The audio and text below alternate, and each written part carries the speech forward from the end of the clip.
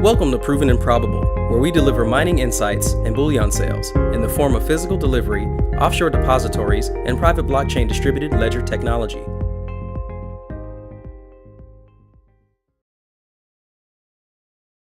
Welcome to Proven and Probable, where we deliver mining insights and bullion sales in the form of physical delivery, offshore depositories, and private blockchain distributed ledger technology. I'm your host, Maurice Jackson. Joining us for a conversation is David Morgan, the founder of the Morgan Report, and now Energy Stock Profits. Mr. Morgan, welcome to the show. Maurice, thanks for having me. I appreciate it. It's always good to be with you. Glad to have you back on the program, sir. We have a number of topics to address, and for our audience, today's interview theme will be energy, and specifically how you may profit.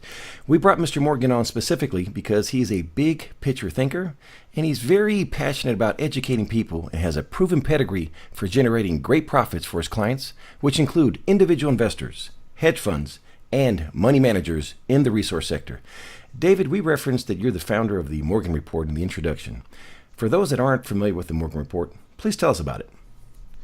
Well, the Morgan Report is something I founded on the internet about 20 years ago. And we look at all resources, not just the precious metals. We're the first actually on the rare earth elements. We're one of the first on cobalt.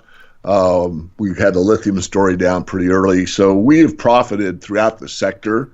And we have certainly made a lot of people happy. If you look at the way I divide a portfolio, top tier, mid tier, and speculative situations, on the speculations, you bet a little, win a lot. And on the top tier, you can basically put in big money. That's why we have a lot of high net worth, accredited investors, that type of individual money managers and hedge funds that subscribe to our work because they can buy some of these companies that are, billion-dollar type companies without moving the stock around. Whereas for generally the gold writers, the gold newsletter writer industry is geared pretty much toward highly speculative microcap companies.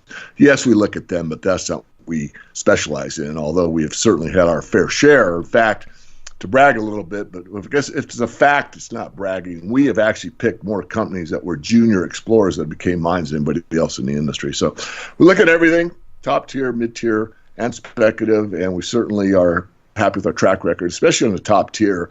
We still have companies that are up, 500, 600, 700, 800% from the time that we got into them. So, big money, big companies, little money, little companies, and it's a fun industry, lots of potential to the upside, and of course, it's a high risk, high reward kind of an industry. Well, you have a proven pedigree of success, and recently you started a new venture called Energy Stock Profits, which perfectly coincides with today's discussion on energy. Please introduce us to Energy Stock Profits. Well, I'm affiliated with a company called Gold and Silver for Life. If you want to learn more about it, just go to Google or any search engine and type in how to cash flow gold or cash flow gold or cash flow silver, and you'll get a free webinar invitation. And I really studied his methodology before I decided to become an affiliate. And it works very well. It's basically a way to use synthetics, which is basically your ETFs, and cash flow your gold and silver holdings. So once I made that association, we got more involved, and I was in a situation where I have to go to London like 2 or 3 times a year, which is fine. Provide update information for the investment community that's a part of the Gold and Silver for Life community. Well, on one of the trips over there, the founders of the Gold and Silver for Life asked me about energy and why I was so passionate about it, because I've talked about it time and time again, and they kind of persuaded me to think about doing an energy letter, because a lot of what we do in the Morgan Report kind of pushes toward the energy sector. And what I mean by that is, although we've only done, I think, 1 or 2 oil companies and a coal company in the Morgan Report, mostly I leave the oil sector to other people.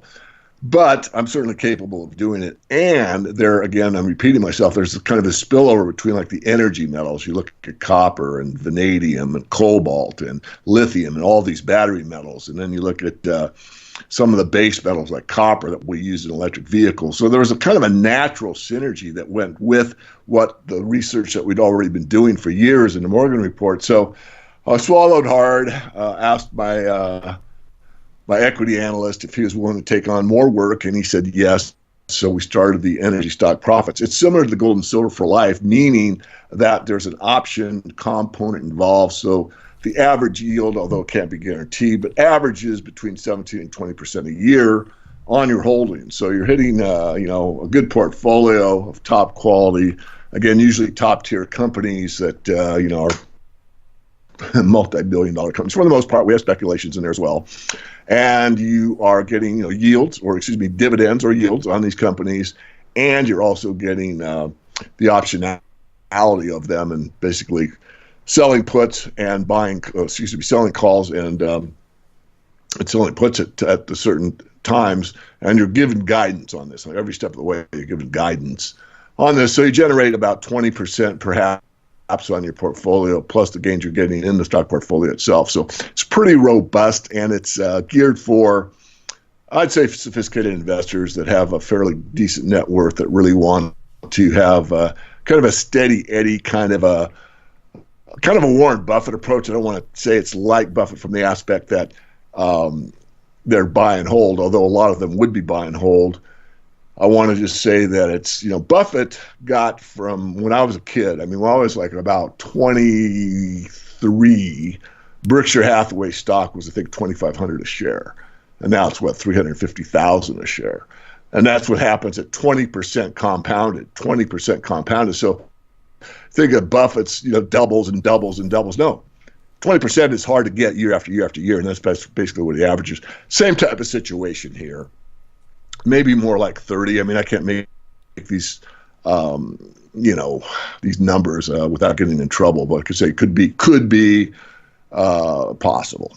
Well, what a unique value proposition that Energy Stock Profits offers to individual investors and hedge funds. But what's really interesting that you mentioned here as well, that a lot of individuals that are in the natural resource space, they're purely speculators, which is just buy low, sell high, and they never factor in or realize that there's an opportunity for cash flow, which really makes you an investor. David, throughout your career, you've successfully demonstrated the unique ability to combine the macro with the micro in your investment thesis for your clients. So I want to get a glimpse of some of the opportunities that you see now and going forward. From a macro perspective, what do you see in energy that has you excited?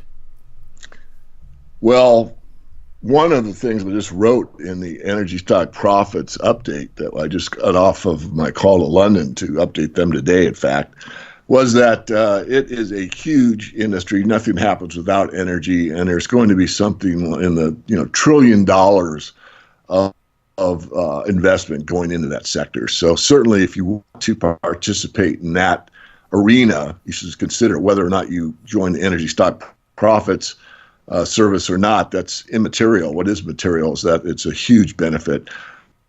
And from the micro aspect, if you look at something like cobalt. A lot of these smaller, I call them mineral de jour, the mineral of the day. You look at, look at a chart of many of these smaller, like unknowns, like vanadium or whatever.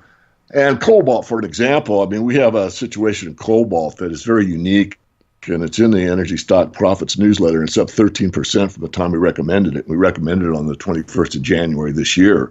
So, 13% gain in that short of time is pretty cool. What's interesting about that is a hedge fund manager reached our work, and he went in and bought it and lifted the stock. So I'll be honest about it. That's why it's up that much.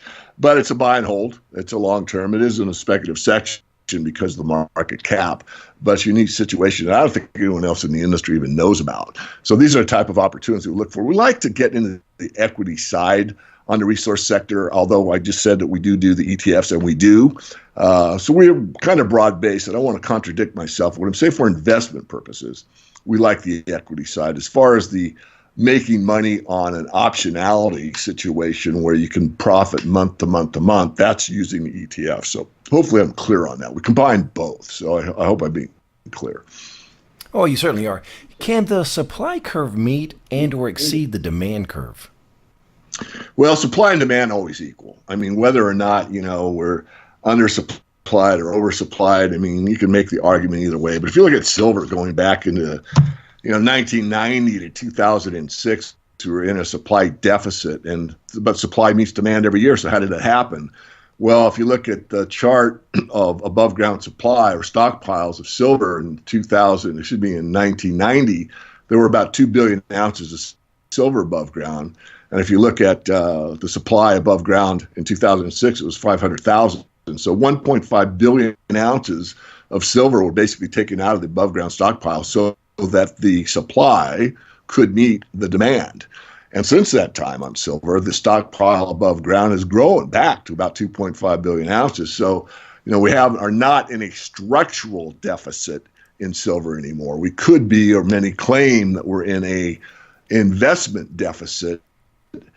And I'm not going to argue that we aren't. What I think is more fundamental for people to understand more easily is whether or not the stockpile of copper or nickel or palladium, is a good example, is growing or dwindling. I mean, palladium has certainly been off the chart, so to speak, here lately because of it being such a small market and such a high demand.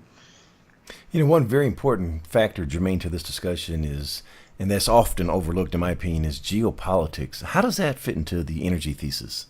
Oh, quite heavily, as you well know. I mean, and it's not my forte, so I'm just going to kind of broad brush it. But I mean, there's always volatility in the Middle East, which is kind of supplier of last resort, although now the United States is not as dependent because of, the fracking boom that's taken place the last several years. So purportedly, the United States is a net energy exporter, and we're not as reliant on, some external source outside the United States to keep our energy our energy supply.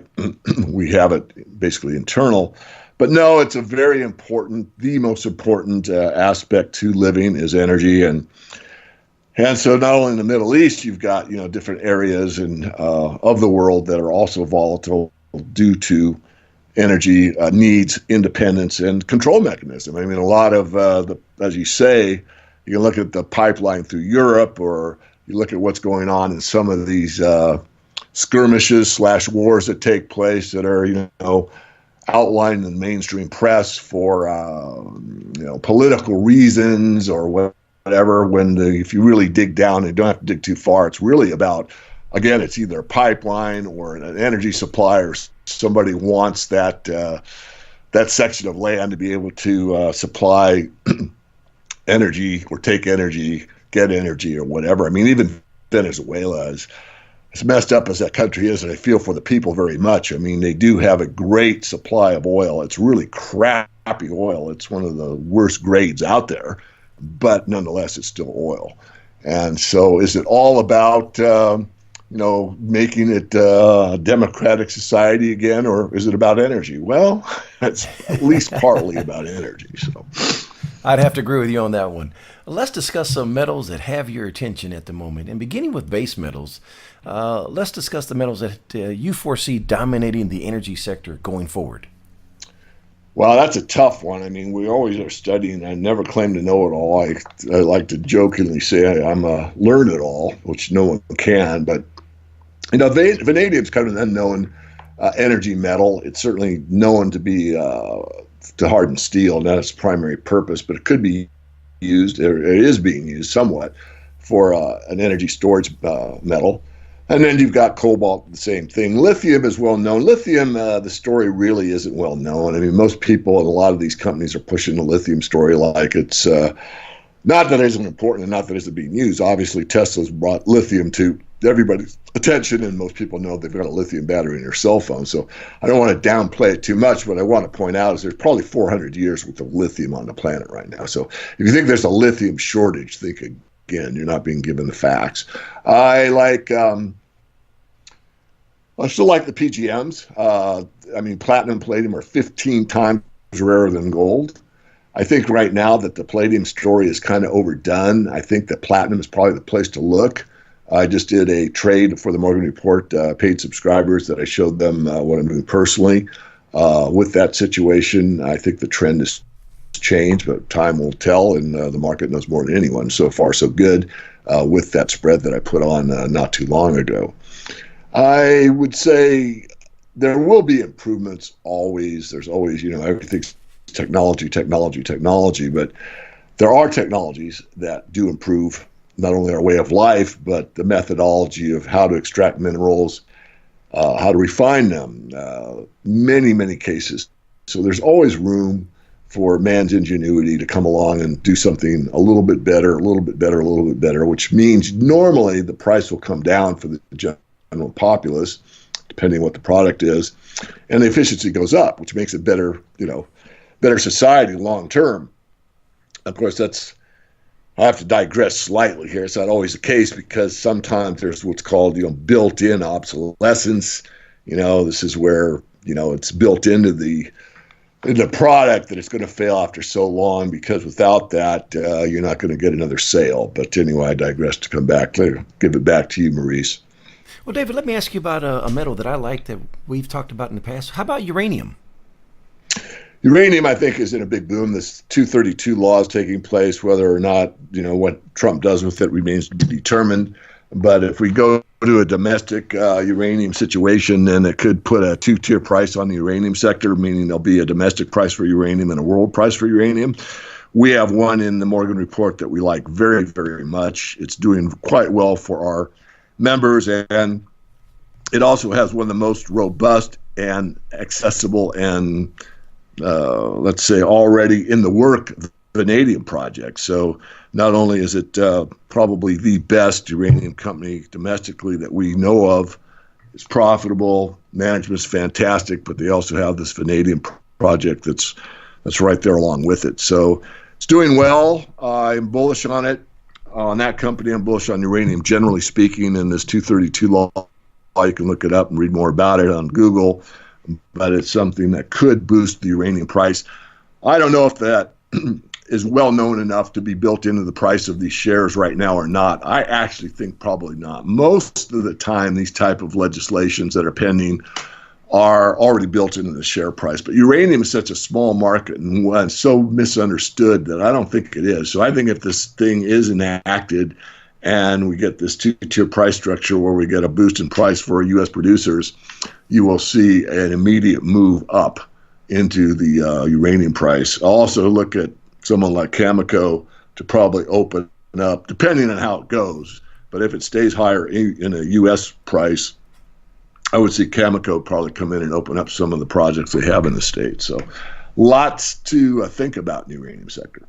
And if I may, can we go back to lithium for a moment here? Because a lot of the energy demand that I foresee in the research that I've done is from electric vehicles, EVs, and batteries, and they compose lithium batteries.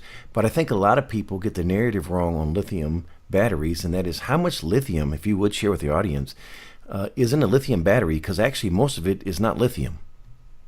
Yeah, I don't know. You probably might, I don't know the number, but you're right. So you might be able to outline now. But I think the point being that the reason that we're looking at vanadium and cobalt and even copper and some of these other alternatives is energy efficiency, somewhat on the safety. I mean, there has been some fires with lithium, and I'm not trying to make a big deal out of that. It's just an occasional occurrence. But we do really, again, we meaning the human being, the human race is always looking for efficiencies. How like a solar panel, for example. Solar comes out, you take the sun's energy, it hits this panel, it excites electrons. Electrons come out, and they are filtered down through some wires, and wires, are used to generate electricity through, the mechanism, the inverter. You go from direct current into alternating current, and you can power your house or your electric fence or whatever it be. So, just using that and moving on, you can see that the efficiency of a solar panel is about doubled or quadrupled since the initial panel. The panels look basically the same, but the improvements have been made. Same thing here. Is lithium the best source to power an electric vehicle? And I would say the answer remains to be determined. Now, the Tesla folks may not want me to say that, but I will, because we don't know. So it's a situation where, I don't think lithium's going away. I'm not saying that. What I am saying is that, again, looking at the solar panel analogy. In fact, let me just move on, come back to solar for a moment. There is a company that we've investigated. We do not, we're not recommending it. We've just mentioned the Morgan Report and briefly in passing, but there's a company that uses aluminum as a mechanism to gather solar energy. It's not as efficient as silver, obviously, but aluminum is fairly reflective. I mean, anyone that knows what aluminum foil looks like, you can get, you can use it as a mirror. It's not as good, again, as silver, but it does reflect. So anyway, back to your question, I would stay open-minded about what I'll call battery wars or energy metals going forward. It could be a hybrid. It could be something that we haven't even thought of yet that's in a lab right now being tested and has the highest efficiency and longer range and faster charging and all these things that we really want. So there will be improvements made. I referenced that point because I'm not anti-lithium by no means. I think there's some great lithium companies out there that you could really benefit from having in your portfolio. The point being is, as you're referencing here, is being open-minded and looking for new opportunities, and that's what the Energy Stock Profits is all about. Switching gears, let's discuss how someone listening may profit. David, what would you like to share with the person listening to today's interview that now sees the potential to apply this buckshot approach to mining companies with today's said metals in their nomenclatures? What would you say to them? Well, first of all, I'm free market. Most of your, again, the gold letter industries very much focused on ad copy. I mean, these are the FOMO writers, the fear of missing out. They write an ad copy that talks about some secret mine and some secret location with some secret CEO that's got the best frickin' this, that, and the other thing. And the ad copy is so strong and so well written that I want to buy the mine, and I already know what it is. It's worthless.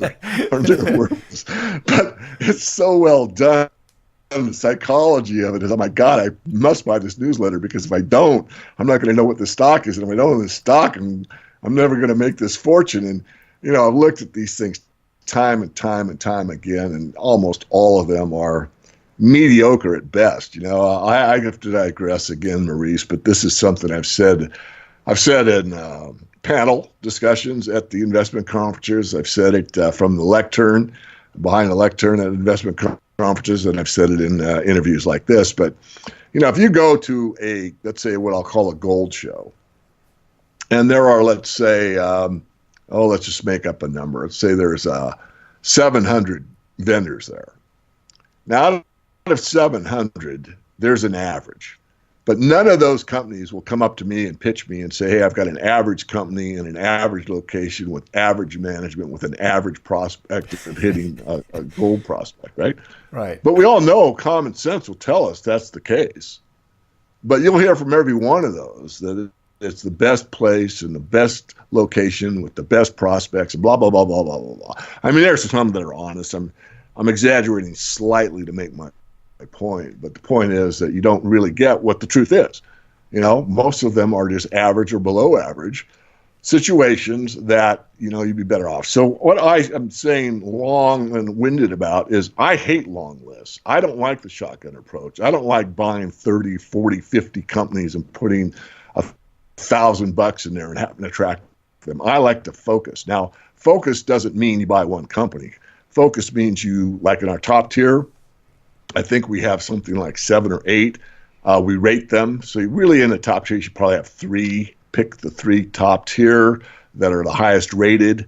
And then in the mid tier, same thing. We've probably got, I'm not sure, 9 maybe. Pick the top 3 again.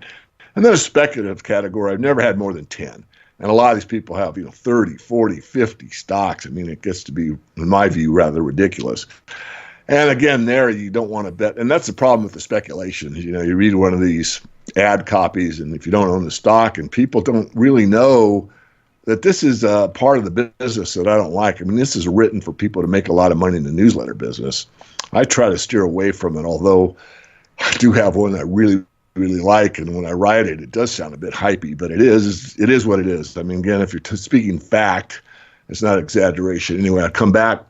So you bet a little to win a lot in those situations. Some people will get that are unsophisticated. They'll bet too much on these small companies, and that's a really big mistake. What you can do, and what we have done, is in our speculative section where I tell people to bet what you can afford to lose, bet a little to win a lot, and spread out. So again, you can get in our speculative section and buy 3 or 4. No matter who's telling the story or how much you trust them, you've got to spread out in that sector. And then if the company starts to become a new company, meaning that, for example, I use this example over and over, but Western Copper, that became Western Silver, which was bought by Glamis, and that was bought by Gold Corp. Well, as that company moved up, and I'm one of the few that teach this, as the stock price went from pennies into dollars, we bought more. Why? Because the discovery had been made, and even though the company had like quadrupled in price, it was still very undervalued. So you're an investor or a speculator, and you're buying something that you know pretty much you're going to make more money on. So I do teach that if and only if the company has changed and becomes a, let's say, a producing company, then you can add. But just because the story is great, and every month the newsletter writer tells you more details about the story this and the story that, these are story stocks. People go to their graves telling their well, they either brag about the company when they first buy it because they believe the story, or they will realize the story is nothing more than that, and they will just keep their mouth shut because they're rather embarrassed. There's nothing wrong with speculation, and there's nothing wrong with going out and discovering stuff. I mean, we have to do that. Someone has to do it. I'm not against the whole industry. What I am against is the way that some people are taught or encouraged, let's say, to invest in the sector. It's a very difficult sector. It's something that for the most part, I'd say everyone that's with me, and it's certainly not me, I'm not the highest ranking of the speaking circuit. Certainly there's people that are far better known than I am. But it's everybody that's on that circuit are pretty straight shooters, pretty honest about it. You know, these are highly speculative situations. You got to be careful, and you don't bet a lot on them.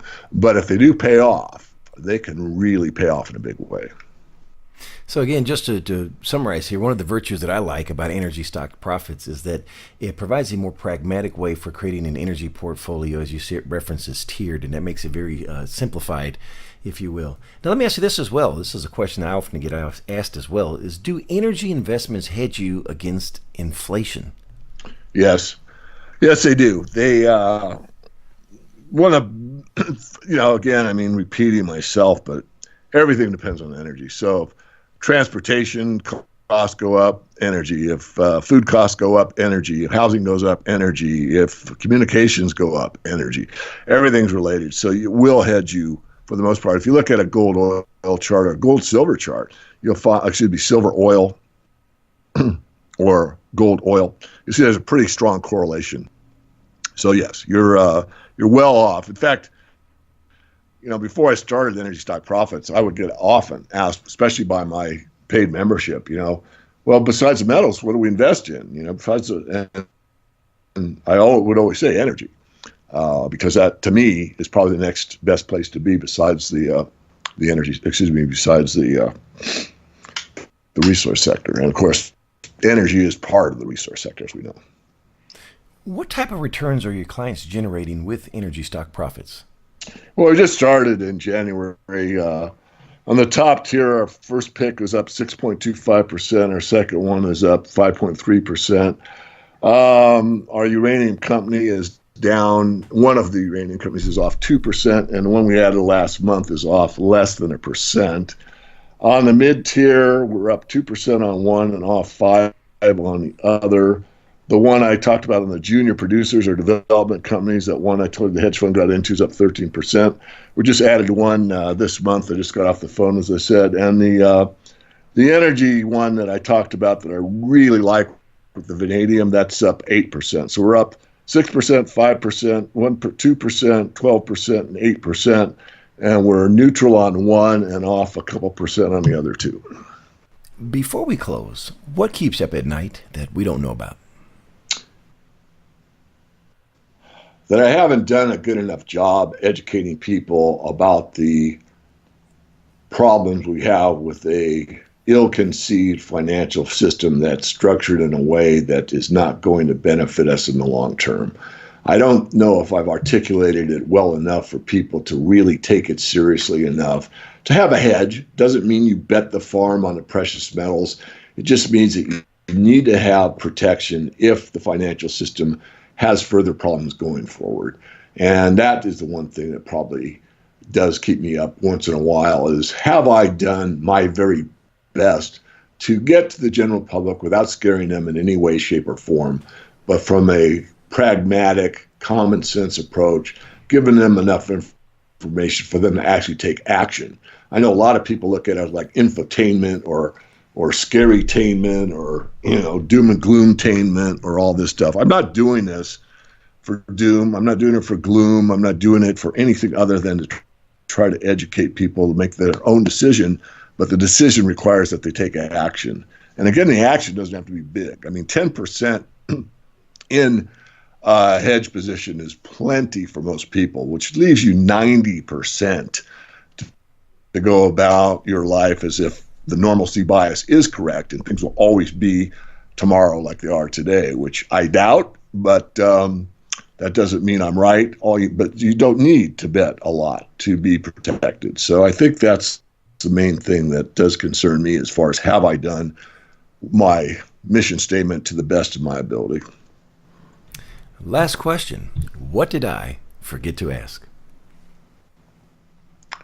Well, I think the thing is, I've wrapped this up in other interviews, is there's more important things to life than money.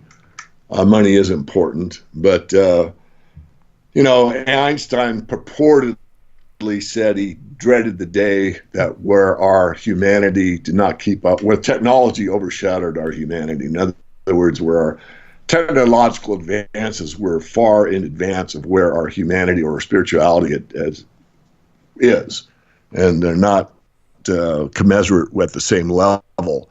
And I think we're there. It concerns me that most of us, and I'm guilty, I'm not going to throw the finger out at everybody, I'll point it back at myself, but locked into this little screen walking across the street or whatever, we seem to have lost our interaction with our fellow humans because of technology. These smartphones have got our attention almost 24/7.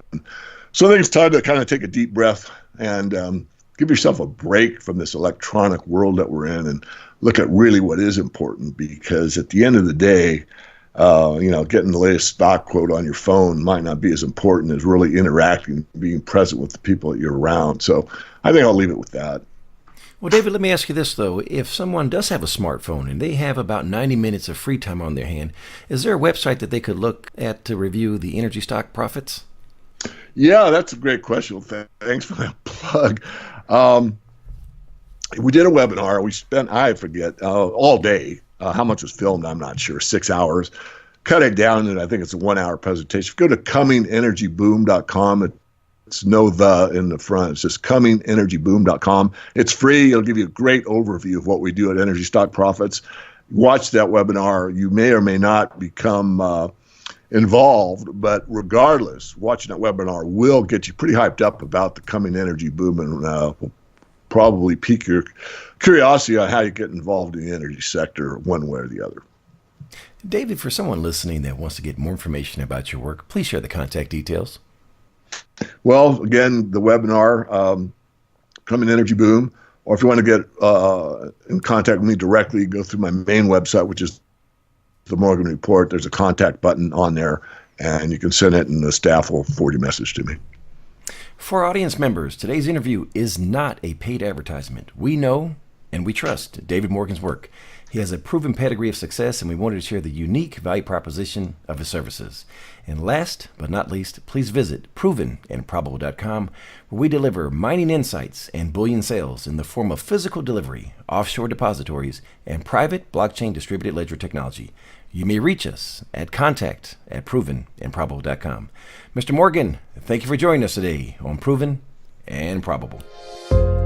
The information presented on Proven and Probable is provided for educational and informational purposes only, without any express or implied warranty of any kind, including warranties of accuracy, completeness, or fitness for any particular purpose. The information is not intended to be and does not constitute financial, investment, or trading advice, or any other advice. You should not make any financial, investment, or trading decision based on any of the information presented without first undertaking independent due diligence and consultation with a professional broker or competent financial advisor.